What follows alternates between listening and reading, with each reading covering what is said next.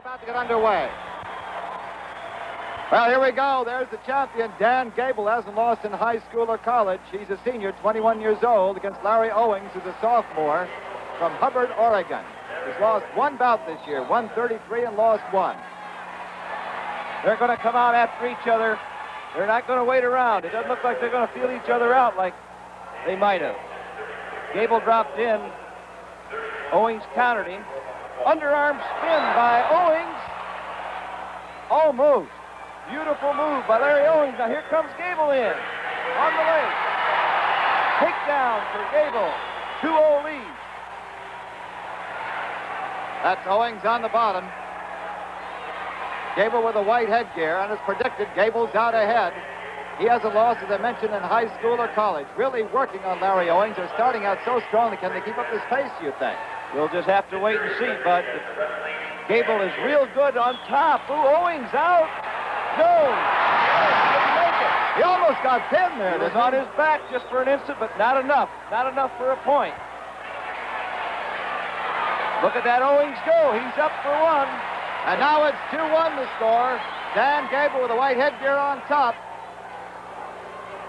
This is the first period. There Owings goes again on that underarm spin. And a roll through. Beautiful move. That was the same move he tried earlier, but did not score. So Owings now goes out ahead on that takedown by a score of 3-2 here in the first period. And one of the few times in his life, Dan Gable, checking the scoreboard, finds himself behind. We'll see now how he reacts. He's not used to being behind. Owings has put a leg in, but Gable got it out right now.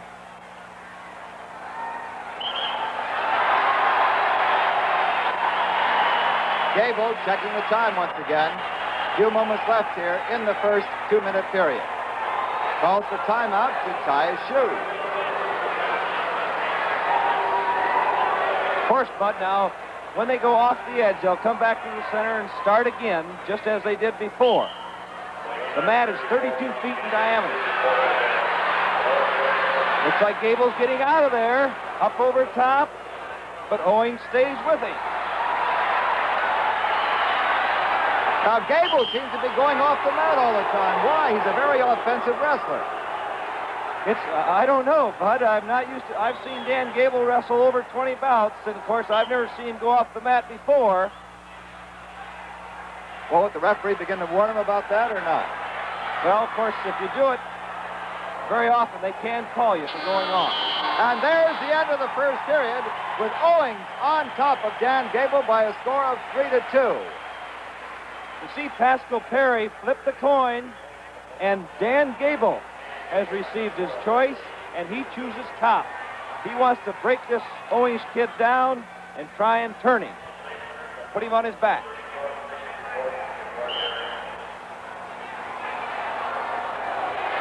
I think a lot of the crowd is stunned to find Dan Gable hasn't lost in high school or college behind here.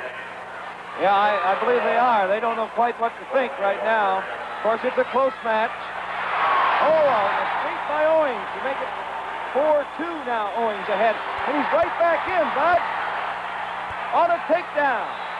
He hasn't got it yet. There he does. And now Owings goes out ahead by a score of 6-2. And Dan Gable, the defending champion, won the last 2 years, is in serious trouble here in the second period. I believe he has something wrong with maybe his contact lens. Referee Pascal Perry has called timeout. He's going over to his coach now. Yes, that's Coach Nichols, who has brought a fine squad in here. And, of course, he's clinched the championship 2 years in a row for Iowa State. He's checking his contact. Apparently, it's right in his eye yet, Bud. He just slid it back in. This is amazing. Here he is down by a score of 6-2. Dan Gable.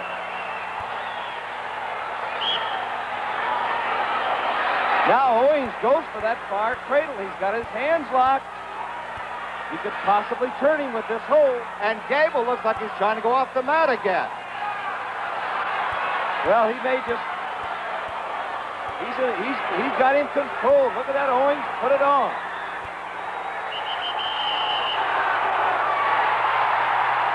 That was a point, Bud. He called him. 1 point, falling off the mat. That means a point for Owings. And that goes 7-2 now. Owings out ahead. He really looks stoked as if he's going to beat this champion. Golly, I'm just amazed. Here comes Gable back. There's the reversal. And that makes the score 7-4. Owings on the bottom, though, still leads 7-4 over the great champion, Dan Gable. Gable's really tough on top, though. He can ride. He's got excellent balance. He's been able to control people and, of course, usually put them on their back. Both of these fellas have pinned everybody in this tournament up to now. Watch out. Gable's got a good pinning situation. But look at that Owings come out of it. Nothing. And Owings is almost out. Is he out or not? No, almost. Almost, yes. But no score. Gable still stays on top. Owings all set to go. He is really charged up for this bout. He said he thought he had a good chance to beat Dan Gable, and so far he's proving it, leading by a score of 7-4 over the champion in the white headgear. Owings going to a sit-out. He wants Gable to come up over top so he can get his escape. Owings' helmet is coming loose with 1 minute to go here in the second period. Now he's got that arm tied up. Gable had his arm, but Owings comes out for a 1-point escape. Gable right back in. But Owings countered it. And look at him force it. And the score now, Owings' escape is 8-4. But if Gable gets a takedown here, he's close. There it is. Yeah, 2 points. It's 8-6. Gable's coming back on the takedown. We've got a great match going here, fellas. Great match. Gable still has control. The referee points, but Gable does have the control. We're getting down to the final few seconds now. They're both in a neutral position, I guess. But Gable does have control. It looks like it, but Gable's still got the control. And there's the end of the second period. We'll be back for the big third and concluding period right after this message. You false start, Washington. Wait till I blow the whistle. Don't move once I tell you you're set. Ready?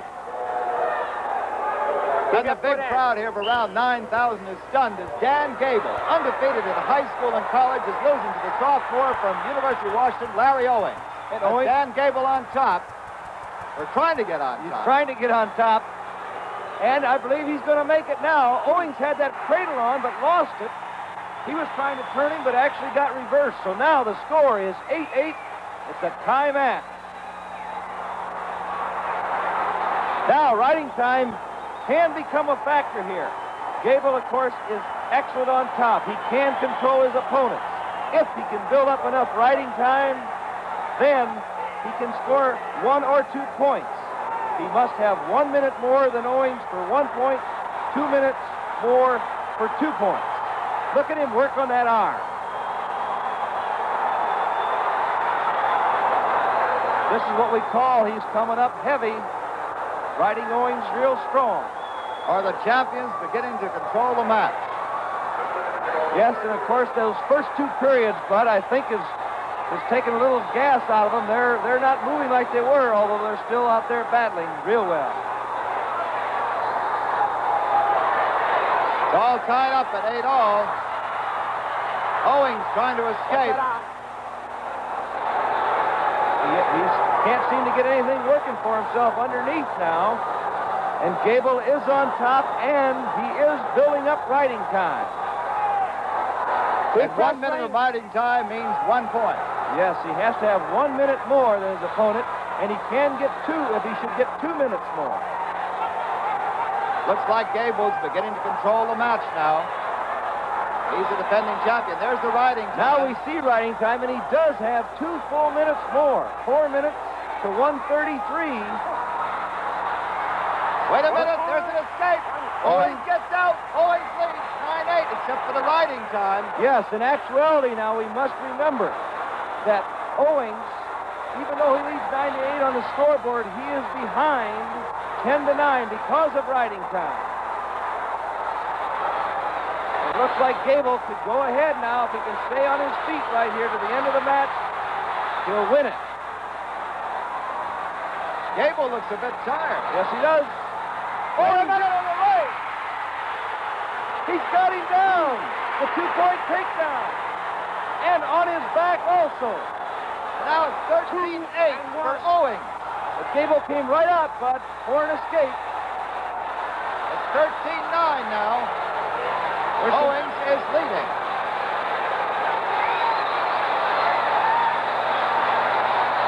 There's not much time left, bud. What's the match? There seems to be some confusion down on the mat. The score is 13-9. I believe the scorers are motioning to the referee, Pascal Perry. Yes, there he goes to find out just what the problem is. He's going over to the scorers table. Right. Right. Is that the right score? 13-9. The score is 13-9, favor of green. Ready? And Dan Gable is bewildered by the score. But he can't figure out that score. Perry just gave the score 13-9. Now, Gable didn't think there was a predicament, I'm sure, and he thought that the score would be 11-9 on the board, but a 11-11 tie with his riding time. You're both up. You're both up. You're both up. Now there's only 3 seconds remaining. Owings is leading. 13-9 with the riding time. The final score, there it is. 13-11. And for the first time in high school or in the collegiate career, Dan Gable, after 181 in a row, has lost to the sophomore from the University of Washington, Larry Owings, being swept off his feet by his coach, Jimmy Smith. And there is a very unhappy Dan Gable being greeted by Coach Harold Nichols.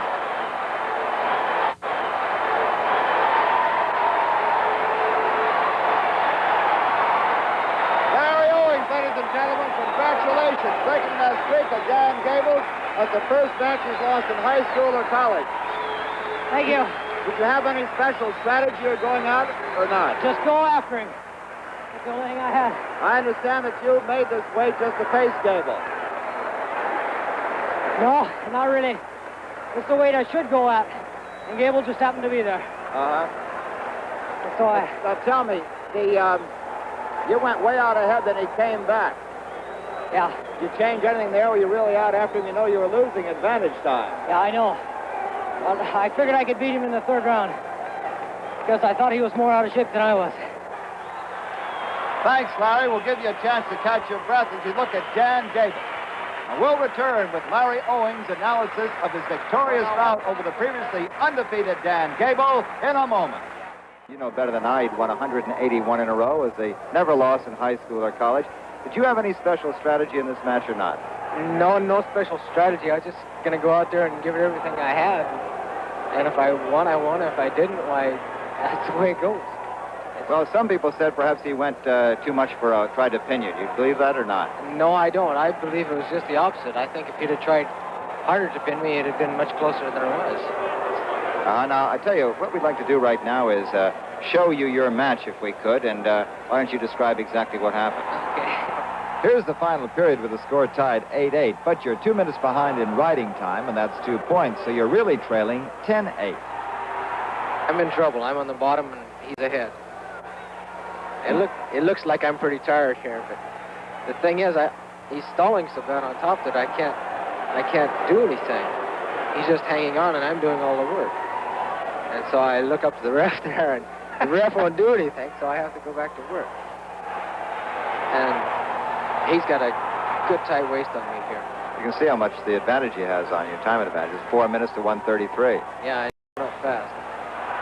There, I finally got my escape.